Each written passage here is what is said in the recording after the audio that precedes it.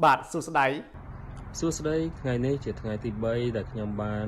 មករស់នៅក្នុងសហរដ្ឋអាមេរិកតាមរយៈការរៀបការដែលហើយក៏ឆ្លៀតក្នុងឱកាសនេះក៏សូមថ្លែងអំណរគុណដល់ក្រុមហ៊ុន Cambodia Consulting ដែលមានបងកាមេរ៉ាជាប្រធាននិងជាអ្នកប្រឹក្សាយោបល់យ៉ាងច្បាស់លាស់ម៉ឺងម៉ាត់ម៉ត់ចត់គ្រប់ពេលតាំងពីដំណើរការរហូតចាប់ផ្ដើមរហូតដល់ថ្ងៃដែលខ្ញុំបានសម្ភាសន៍ជាប់សូមអរគុណក្រុមហ៊ុន Cambodia Consulting និងសូមអរគុណចំពោះបងកាមេរ៉ាអរគុណបាទអរគុណបាទនេះគឺជាសំណុំរឿងប្រព័ន្ធធានាប្តី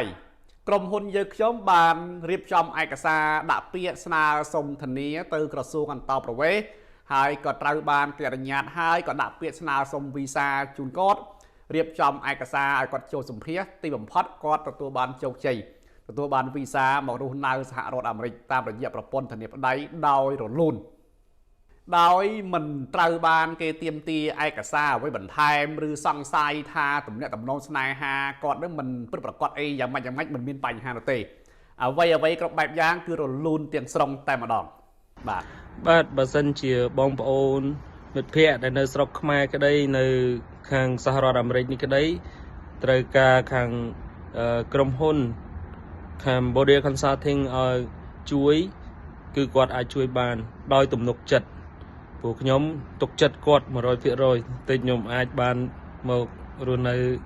លើទឹកដីសហរដ្ឋអាមេរិកនេះបាទសូមអរគុណបាទដូច្នេះ